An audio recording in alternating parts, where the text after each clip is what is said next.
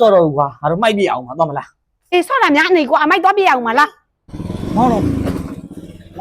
အာရောက်ပြီဟာရောက်ပြီဟာ တန်တန် နေုံ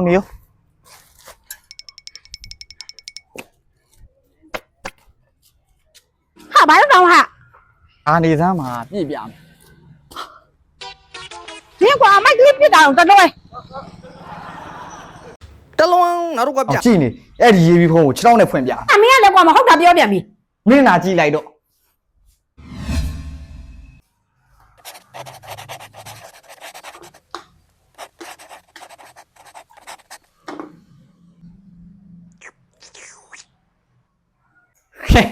တွေ့ရင်တော့မင်း